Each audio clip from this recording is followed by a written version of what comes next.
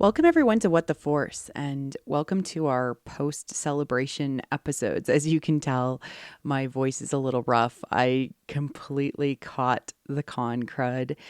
And for those of you tuning in for the first time, I'm Marie-Claire Gould, and I had the pleasure of recording Claudia Gray's panel on So You're a Fanfic Writer Who Wants to Go Pro.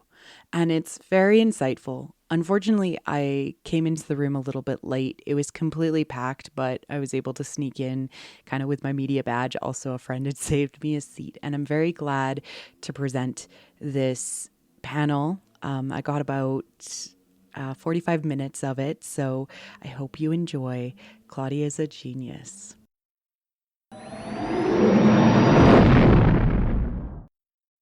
I've been writing fan fiction for a solid 11 years, regularly. And I thought, I know what noveling is now. I know how to work with characters. I know how to work with different worlds. And then I really had a big wake-up call. You still are going to have to learn how to create a different fictional framework. You still have to learn how to do that. Even if you've learned what a good framework looks like, what good world building looks like, you still have to execute. You're still going to have to do that. And it's very easy to underestimate how much your work leans on the original. And I wrote a lot of AUs, alternate universes, and some of them were very different. So I thought I wasn't leaning on it that much at all. Wrong. I was. And it's sometimes hard to see. It's almost a little bit invisible, places where you're leaning on it, until that framework isn't there anymore, and then you notice. The hard truth, when you write fanfic, at least 95% of your readers are coming in already deeply invested in at least one of the characters and or in the central romantic relationship.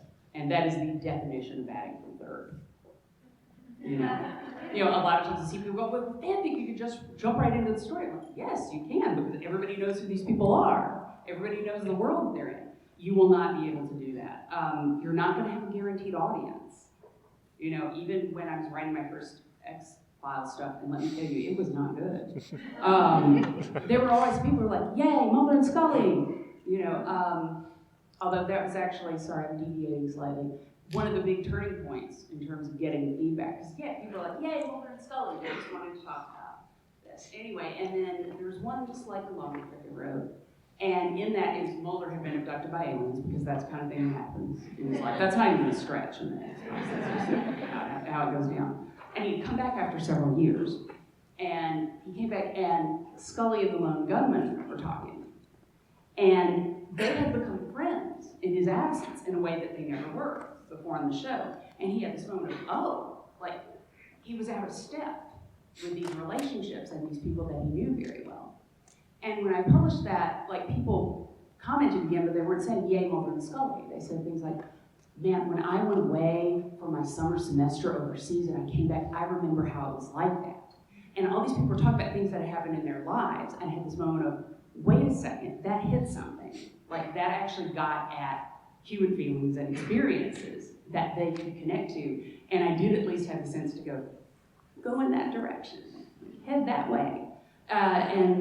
You're gonna have to go out there and win that audience and win that commitment for yourself. All right, here is some of the stuff that you might not know. And this also very much includes some stuff I did not know. Okay, 1. We're gonna work on character introductions. Obviously in fan fiction, most of the time, your readers know most of the characters, and almost certainly the central characters. They're super familiar with them. Also, if you're not writing an AU or sort of a what-if fic, the characters are known to each other. And that can be hard to figure out exactly how to introduce somebody quickly, tightly, and get people to invest in them right away. I'm breaking one of my own rules now by citing a movie instead of a book, but I fully believe that nobody is better at creating a character and getting you to invest in them immediately than J.J. Abrams.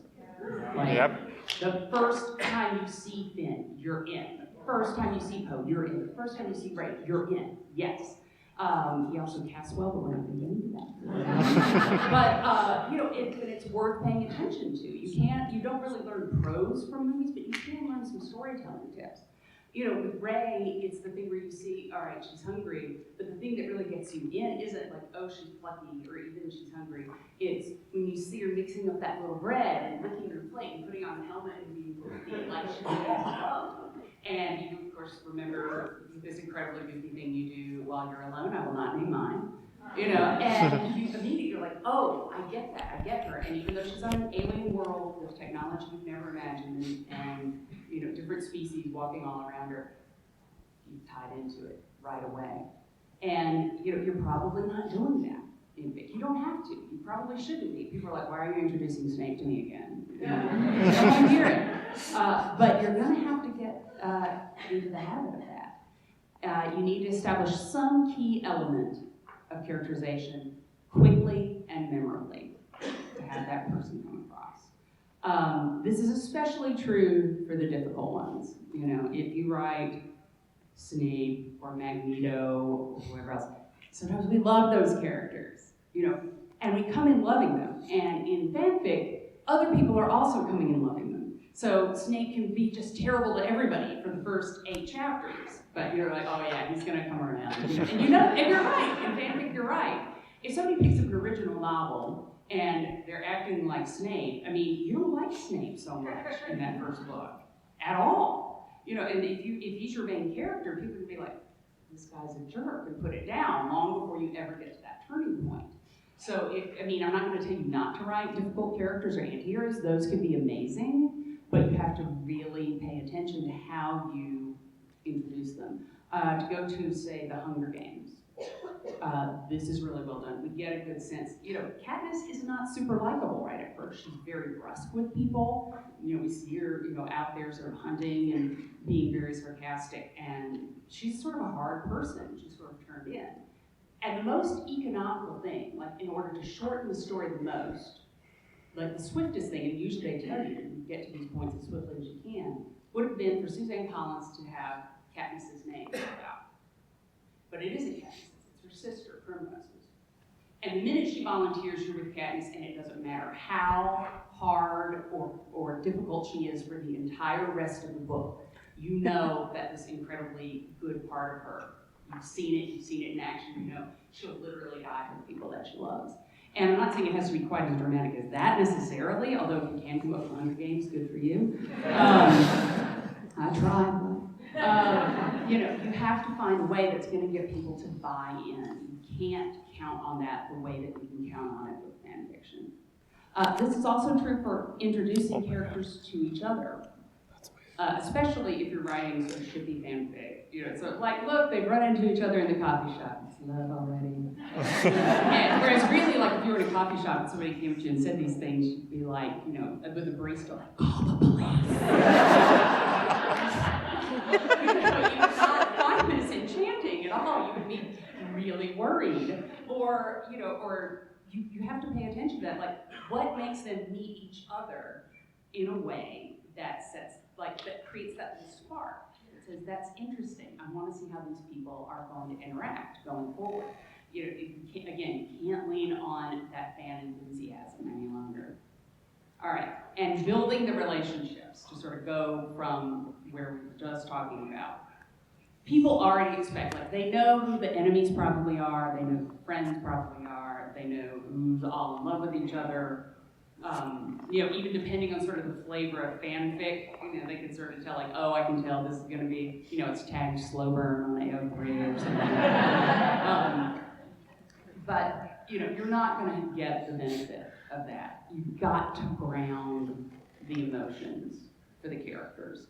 If you have people falling in love with each other too quickly in an original novel, it's a huge turnoff. I think everybody here, what was the phrase that went around for a while? Insta-love? Where in YA circles anyway, they talk about this a lot. Oh, 2 characters are in a room, they are in love. And, people didn't like it. You want to feel like these people are going to connect.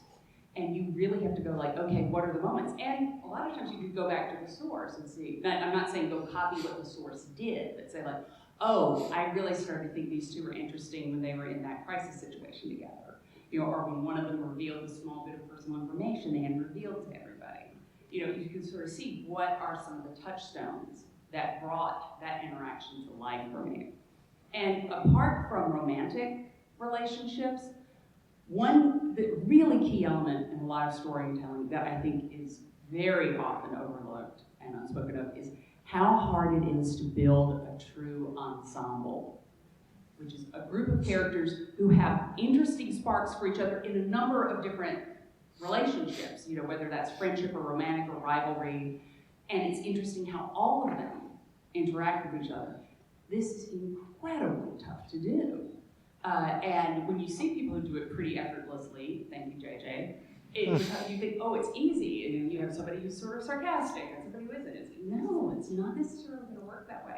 You sort of have to ask yourself when these characters are taking shape, how are they going to interact with each other? And look away from that central relationship and say, but what's interesting when the two friends are off by themselves? What's going to make that worth reading? What's going to make that interesting? Pay attention to the ensembles in your source and go, why does that work as a group? And this is especially good if you like writing fan fiction about friendships or things that are very much on the fringe of the sources. It really teaches you a lot about, this is why this person is interesting, this is what they add to the scenes. All right, you're gonna have to learn patience. I'm still working on this. When you publish your fic, or one chapter of it, you start hoping for somebody to read and comment within approximately 90 seconds. And realistically, it's going to be a few hours or a couple days. When you finish a work of original fiction, you keep hoping for your editor or audience to have read and commented within approximately 90 seconds. And realistically, it's weeks or months for an editor, and often over a year for the public. And wow, that is a long time. It will not stop being excruciating. You will always be like, why? Why am I not hearing? Master and Apprentice has been out for a hot 48 hours, and I'm like, when will they come and talk to me about it? Which is ridiculous, and yet it is the natural tendency of every writer, and I've never run into one who didn't have some aspect of this. You just have to learn how to take it. You just have to learn to be able to turn your attention to the next thing and look away. Fanfic does not teach that kind of patience. Also, that quick positive response from fanfic feedback, it's a really easy ego boost. It's very easy. And you've got to get the confidence to work it out. I will not lie, sometimes I've been in the middle of a novel and I feel completely swamped and I'm not sure what to do. Like, I've written a short fanfic and put it out there, and then for a few days I get people going, yay, you're great, you should get published someday. And then I feel good, and then I can go back to the thing that's really hard. But, you have to, so I'm not going to say, like, oh, you have to go away from it completely, but you do have to learn how to work without that constant reinforcement every step of the way.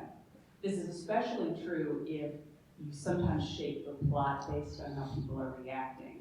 You're not necessarily going to have that sort of audience steering any longer. All right, you're going to have to discover what writing tools you don't yet have. And by tools, I think of it as being sort of a writing toolbox. And there are some things that you know how to do and some things you don't. And every single book that I've ever written required a slightly different combination of tools. And sometimes I had them all, and sometimes I didn't. And I had to earn them through that book. Basically, you don't know what you have or what you need until you begin. And there's not going to be any one technique that all of you have or don't have. For me, a huge thing was time transitions, which is one of those things that's so behind the scenes, you don't even think about it. You shouldn't be thinking about it, really, in a book. It needs to be visible. But wow, it's actually really important. You think a lot of times you're like, here's an interesting thing. Oh, here's an interesting thing that happened a few months later. And everybody's cool with that. It's fine. We're all fine. We're like, oh, I guess the things that happen in between what usually happens on this show. Something like this. In original fiction, you don't realize how important that structure is until you start trying to write and read without it. And then it's like, these are running into each other. It seems like these things are happening much slower than they did, even though you put the times in there. But you have to figure out how to do those transitions and that pacing as you go, and that was something that I had to learn on my first couple of books. You know, you may find you're not descriptive enough. This is a big thing that happens in fic, because everybody knows what everybody looks like. You know, everybody knows what the, you know, especially if it's TV or movies, they know what the ships or the office or anything appears, and so it can be very easy to pull back from that. But people, and you don't want to overdo the description, you don't want to go into, you know, an 1850 novel, but it's like people want to know. They want to know some of what these things look like, so you may have to dive more into description. You may also discover that your dialogue is too much in one style. For instance, I'm thinking specifically of a friend of mine who has gone pro, but she wrote a lot of West Wing fanfic. That's a very definite voice. The Aaron Sorkin voice is a very specific thing, and man, she could nail that. But then she was writing stuff that wasn't Sorkin, and it didn't quite mesh. And she had to learn how to pull her dialogue in a different direction. Basically, you're just not going to have every tool you need, and you're probably not going to know which ones you're missing until you reach for them and they're not there. One thing I actually had to talk with Lee Bardugo, who's, I've seen a lot of her writer work. She's magnificent. And we were talking about how hard it is as an aspiring writer to realize, or as a professional writer to realize, you never figure out how to write a book. You have to figure out how to write each book. Every single one demands something a little bit different. And sometimes, you know, when you get more experience, some things will come a little easier, but you know, there's always going to be that other idea that can really trip you up. All right, you have to learn how to wrap it up. In other words, you have to finish. All right, who has an unfinished story or series? Yeah. You know, you're not going to get away with that. The book has to end before the editor is going to buy it. You've got to finish this. Also, one thing that messes with pacing, again, if you're getting that great incubus, I love it, print more, you know, you can kind of stretch out the story a little bit, like, oh yeah, I think they're going to flirt for another 30,000 words. But you do this with a book and people just get irritated because they're like, this isn't moving. Why isn't this happening? So you're going to figure out the pacing that really works for your story without that sort of continuing posting energy that comes back at you. Again, you've got to finish at least each book as your series. If you're not George R.R. Martin, you're going to have to finish that. And I'm sure he's working on it. I know he is. All right. The number one difference, and this is really important, and this is the thing that I've seen trip up more people than any others in terms of going from fanfic to pro, is fic is written in a rush of enthusiasm. You're like, wow, and you just write it and bam. Original work begins that way, but if you're going to get it polished, professional quality, you're going to outlast that rush. You don't stay on that adrenaline high, no matter how much you love it. There are just going to be days where it feels like hauling rocks. Where you're like, I can't do this any longer. The analogy that I use is, fanfic is your crush. Your original work is your spouse. Yeah, fanfic is all about the infatuation. It is all about that glow. You know, oh, imagine the possibilities. Wow, we have a fun day. You know, there you go. Marriage, you may love somebody so much, and then there are mornings where you're like, I cannot look at you. I can't. I need some time. That's just what it means to have a commitment, is that you're there sometimes even when that first blush of, yes, I need to be with you, is not present. And it has to be that way for you and your original characters and your original story.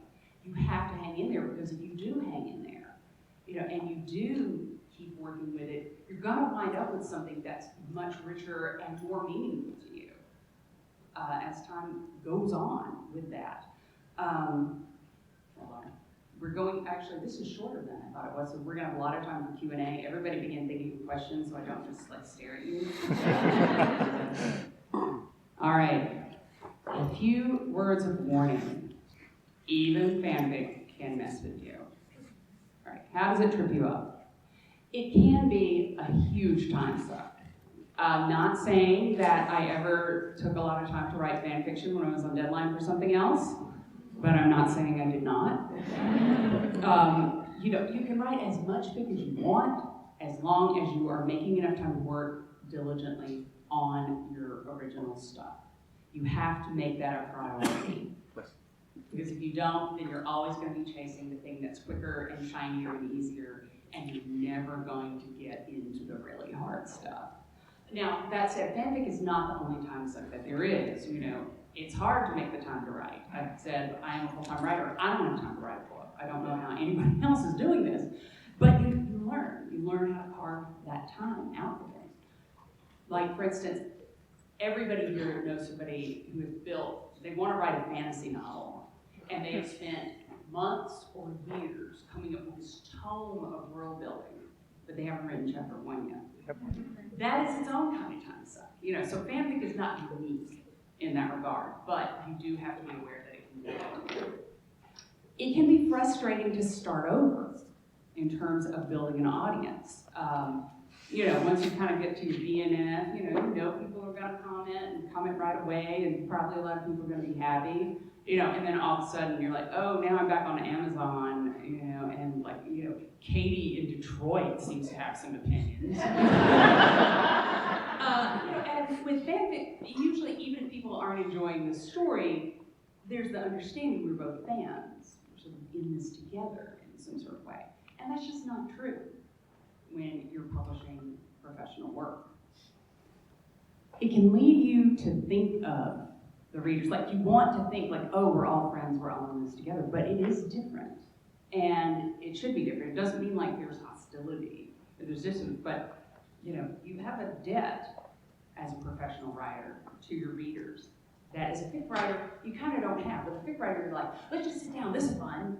You're doing it together, really. But with this, you have to bring this person, and it's a completely different thing. Again, it has all the pitfalls of any activity that isn't writing your original work. So just be aware. So how do you get started? I'm afraid that I cannot tell you that this involves a lot of shortcuts. Is it very different breaking in as a fanfic author? Probably not. I wish it were true, but it is generally not so. There are exceptions.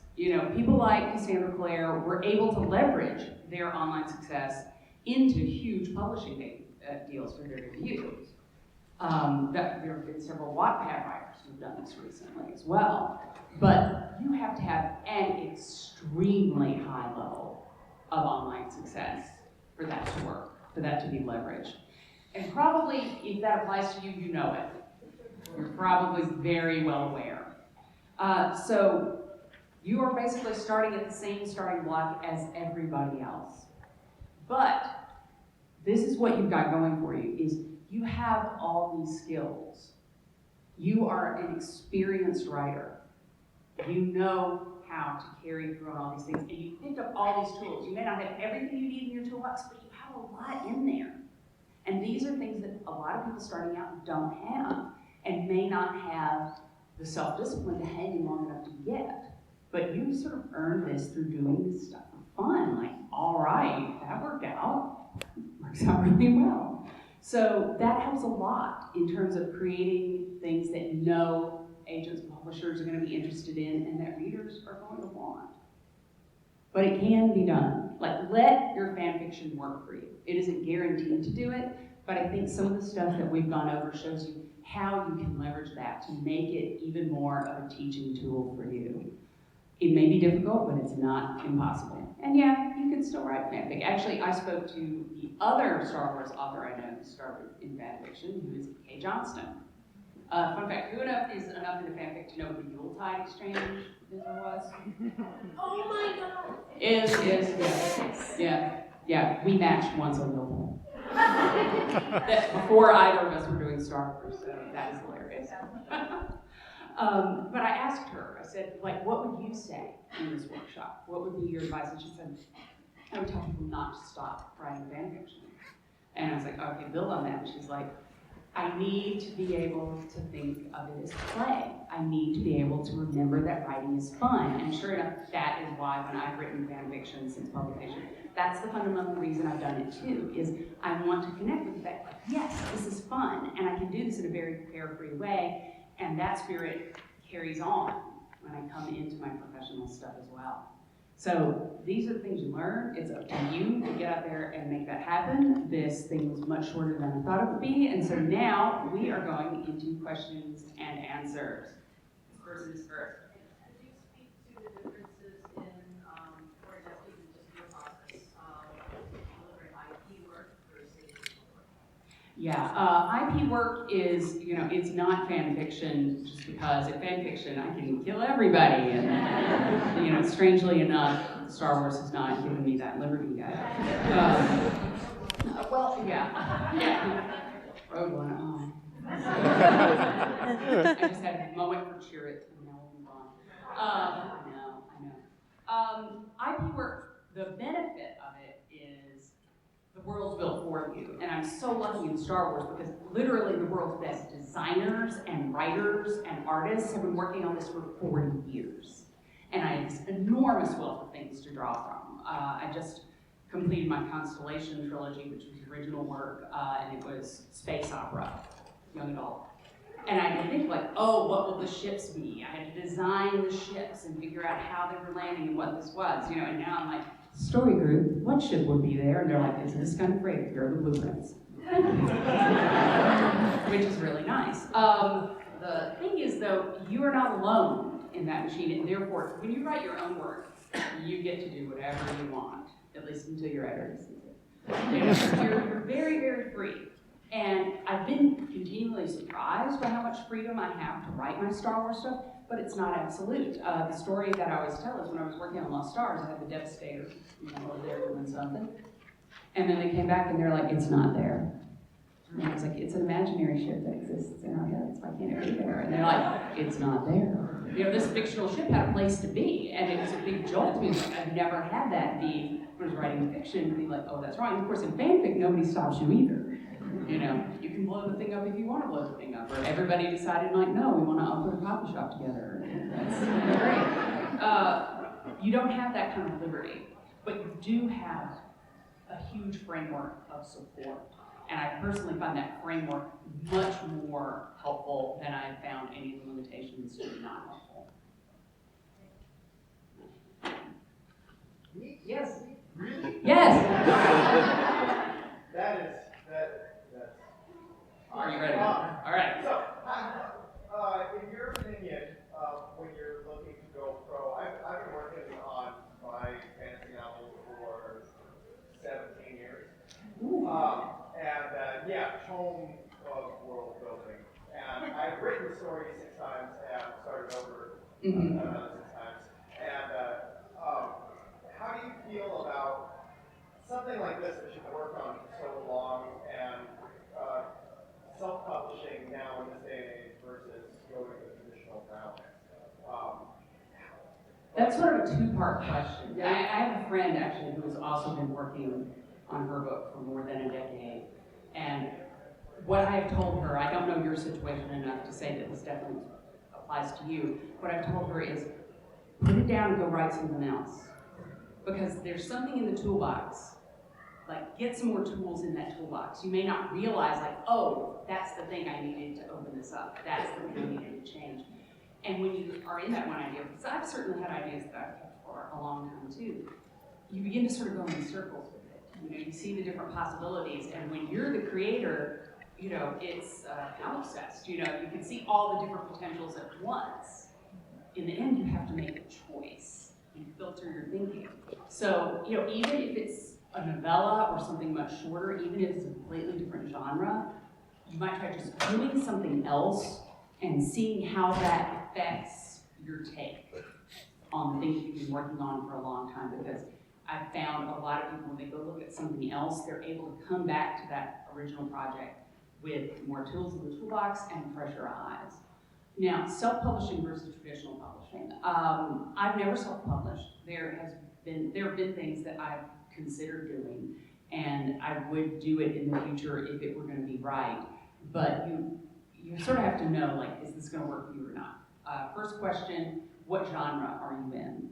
If you write romance, if you write science fiction, probably self-publishing is pretty good in those areas. Like, you can get a market, you can get readers. I had a friend, however, who self-published a literary novel. Literary novels live or die on reviews. People don't review self-published stuff in serious literary magazines because otherwise they would be inundated and could not move forward. And then he got very frustrated and unhappy and felt bad about his book when really I felt like he just put it in the wrong place. So, know whether or not there is really a good, healthy, active market for the thing that you want to break into as a self-publisher. Second, to go back to the stuff from the fanfic, know yourself. Like, one reason I haven't done it so far is I'm not the most organized person in the world at all. And if you're going to self-publish, you have to be on it.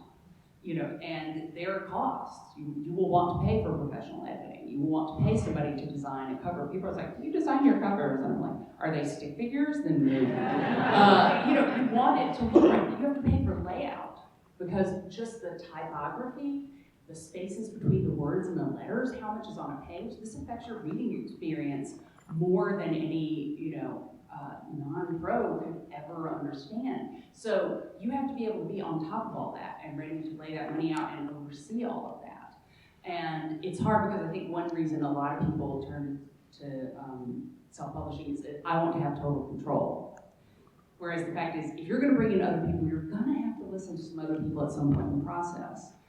And also, the bad side of total control, when my first book came out, they showed me the cover, and I really didn't like it, but I was a newbie, and so I didn't say anything. Anyway, and then for the last 13 years, I had people coming up to me going, that cover just sang to me, and I had to pick it up. I didn't know what the hell I was talking about. Because I'm not a professional. I didn't get it. And sometimes it's good to listen to what other professionals have to say. So, are you ready to listen to that? Are you able to look that up on your own? Are you able to be on top of it? Like, then you can begin to assess, like, yes, this is a good candidate for self-publishing, or it is not. Or I'm a good candidate for self-publishing, or I am not. All right. Thank you. So can you talk a little bit about the process of finding an agent, or what the process of finding an agent was like for you when you were just starting out? Okay, yeah, the process of finding an agent, and unfortunately mine is the thing that comes with results not typical, under the thing. I, loved Buffy and Angel back in the day, and so moved by this, the first original novel I wrote, happened to be about teenagers and vampires, and it had a lot of romance. And I submitted it the week that New York Publishing started to go, this Twilight thing is I had the easiest time you can possibly imagine, and in all honesty, I was published before I was ready for it, in a lot of ways. It sort of felt like trying on clothes in a black box, I'm not unhappy about it, it's worked out, I'm thrilled, but, I really stumbled into it. You cannot count on that every once in a while. I would say, I don't know if I would bring the fanfic up or not in the letter, just because you don't want people to think you're using that as a credential. Because there are too many people that don't understand that they can't publish their own fiction about property of their own. Like, agents run into that all the time. Like, single most embarrassing thing ever. I had an ex-boyfriend try to submit a Star Wars novel. I was like, that happened, yeah. They don't get it. And so, but, you go after that, but I think just the way you're able to present yourself and the fact that you're able to be a little professional about it because you're used to dealing with feedback, even feedback you don't necessarily like, that gives you a leg up because that really matters. The agents, they care most of all about the book that you're giving them. But the fact that you come across as somebody who is sane and capable of being professional and capable of listening, that really matters. I've known really good writer friends who have had agents or publishers pull back because these people couldn't be reasonable about edits or touring or whatever it is. So I think it's more the attitude and the experience that you're going to have. That said, with an agent, I would certainly, I knew that my agent wrote and read fan fiction. And if that's going to be somebody who gets judgmental with you about that, maybe that's not the agent you want. So maybe it's something that you talk about once you've had some conversations. Okay, all right. This actually leads into my question really. So, I guess for context, right, we all know Cassandra Clare wrote fiction, but her stuff is quote unquote, gone from the internet now. Mhm. We all know that. Nothing is gone. No one has ever really known. We all know that Snow Queen's Ice Dragon, E.L. James wrote fan fiction, and that is also quote unquote gone from the internet. And we know you write fan fiction, but I appreciate why you won't give out your grades to us. Yeah, I mean, it's like, as we learned from Egon Spengler, don't cross the street. That was a sort of publisher mandate, or is that the personal choice? How does the industry treat? I've never had a publisher comment. Now, if you're publishing something, if you're filing the serial numbers off of Fic, which sometimes something is enough of an alternate universe that can happen, it's pretty rare, but it can be done, then naturally they're going to pull it because they're like, could you please not have it out there for free as well? Like, that's an entirely reasonable thing for them to say. But I've never had a publisher say, please don't do that. I leave those two identities separate because fanfic, when I still indulge, which is rarer now just because I don't have as much time, but when I do indulge, that has to be my playground. That has to be my free area. And if my professional audience were there, that would go over in a minute. It would destroy that. So please don't do that. All right. Gray in the back. You. Yes, you. Thank you. Oh, I'm sorry. It's a tattoo. I can't see. No worries. Question is, do you find, what is the difference for you when writing for original characters, specifically with Star Wars novels, Lost Stars, or with Leia, or with, now Keegan and Obi-Wan? The difference between that, you have known characters that we all know about, and then you have these characters we've never heard of, but they're involved in stories we're very familiar with. Can you kind of spot some difference in that? Yeah. I've always said the best thing about writing Princess Leia is everybody knows and loves her. And the worst thing about writing Princess Leia is everybody knows and loves her. And we all have our idea of who Leia is. And so that was kind of daunting to be like, oh, I have to sit down and try to present the version that people are going to connect to that. Because all of these people have all the information I have about Leia Organa. So, but you have to really trust your love for that. I've never taken on IP work for a source that I didn't love. The most money I was ever offered to do anything was from a World of Warcraft novel, but I've never played it, and so I said, no, I'm not going to do it justice. I've never played it largely on the same principle that I've never tried heroin. Not that I don't think I'll enjoy it at first. But, so you just have to go into that. When you're creating original characters in that world, which I think is what you were asking, just think a lot about the world that you're in. I want to think like I am in the Star Wars universe. I grew up there. I know these things. That's how I look at the world.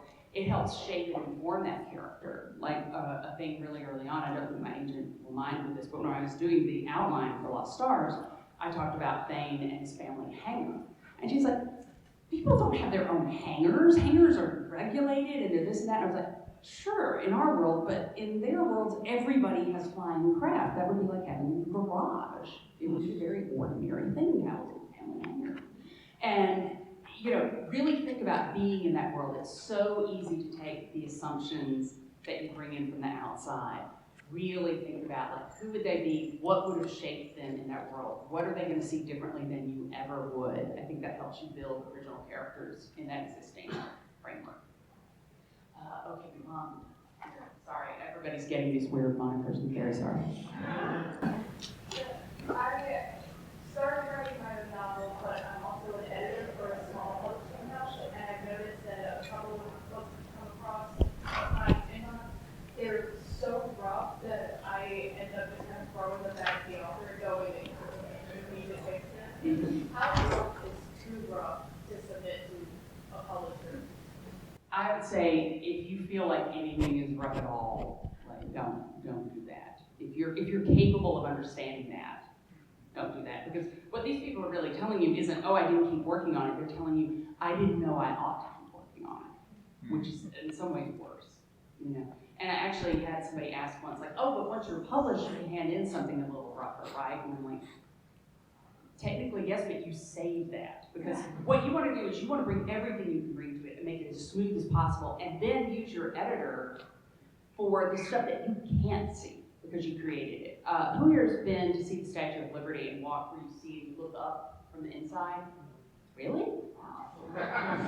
Well, anyway, you look up on the inside and you see this framework. It's this really complicated thing, partly designed by the guy who did the Eiffel Tower. It's this huge framework that's holding this out, and of course, everything's in relief. And when you're writing the book, your view of your book is like that view of the Statue of Liberty. The readers have the view from the outside. The editor is the person who can bridge that and tell you what this looks like from the outside. You need that. The little bit of latitude you get, you say for, I'll go ahead and say this, Leia Prince of Alderaan came in a little rough because I got so sick while writing it that I wound up having to have surgery. And everything's fine. But, I really couldn't get it exactly where I wanted to get it. And I kind of needed my editor to come back so that I could go through that. But, I was literally not able to get it to where I wanted to get it, like physically. And if you use up all that goodwill and all that energy on stupid things, like, that's when people get not so enthusiastic about your next book. You have to save that. Anything you want to get it every bit of polish you personally can give it before it goes out. All right, yes. How do you do your copy editing? Do you hire somebody to do that, or does the editor do that? I've heard stories about publishers aren't doing that so much, or do you pass it around among the friends? I have not run into no copy editing at all. Like, there have always been copy editors, whether that's at Lucasfilm Press or Del Rey or HarperCollins or Will Brown. No, that's still very much alive and well. You will always have some point of disagreement with a copy editor. That's just life, and every once in a while you'd be like, well, what are you? And then you get very high and mighty, like, I would never say anything so foolish, and you flip the page and they've caught something so stupid that you said, and you're like, thank you. Good catch. That's what you say. No, copy editing is very much alive and well. If you're self-publishing, yes, hire a copy editor, because of course nobody else is out there. But I would think, I don't know what the deal is maybe at small presses always, but I would think that is still a function, and certainly a big publishing house is still a function. We have, yeah. So going through the process of editing, have you ever run into an issue where a major key point in your story couldn't work due to anatomical inconsistency, and the editor said you have to take this out? That would be like the Star Wars stuff. No, because I ask questions up front. Okay. Like I've really learned it's like, am I able to talk about this? Am I able to get into that? And they'll say yes or no, because they know things about other projects that maybe I don't know, etc. And for the most part, I take their word for it. Like, yes, that's the way that needs to be. The one big pushback that I ever had was, with Bloodline, the original mandate was, no Ben, no Luke, no Han. And I was like, listen, if these events are happening, it's going to be Han. Now, I understand their thing was they didn't want Leia to be overshadowed. And I say this as somebody who owned literal hundreds of the old EU books. Sometimes Leia kind of got the boring part, and they were really worried about, I know we're finishing up, this is the end, you can catch me up with this, but they were worried about that happening. And I was like, it's not going to happen. But if these things are happening in her life, and they are still together, and Han is bodily capable of reaching her, he will come. And then finally, like, okay, we trust you to do that and not have it overwhelm the story. And Han comes in and plays the part he should play, and then he's gone, and Leia's still resolving the situation herself. So, for the most part, the limits that they have are pretty sane and reasonable. Okay, I've run all the way to 5:01. Thank you for the question.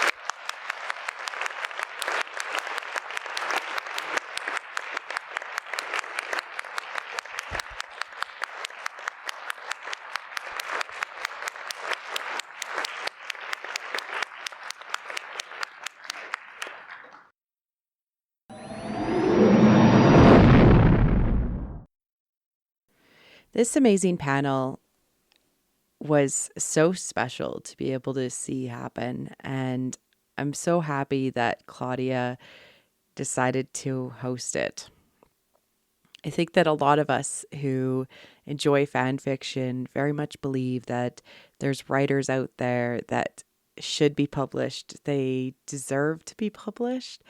And, you know, there are several examples from things we saw at Celebration where writers who used to write, got started, just tried, used it as a tool to really help them get going. What I loved about this panel especially was that Claudia showed not only what fan fiction gave her, but also what she was still missing, even though she wrote fan fiction. Continuing our coverage, we will also have a Celebration Part 2 episode coming out on Monday, and the Writers Roundtable panel, which will be coming out later next week. Also, if you are a fan of the show or fandom in general, please check out our audio drama Fangirls. It's episode 1 has already been released, and episode 2 will be available to general audiences on March 25th. Thanks for tuning into this panel. I'm very happy to be able to present it. Cheers.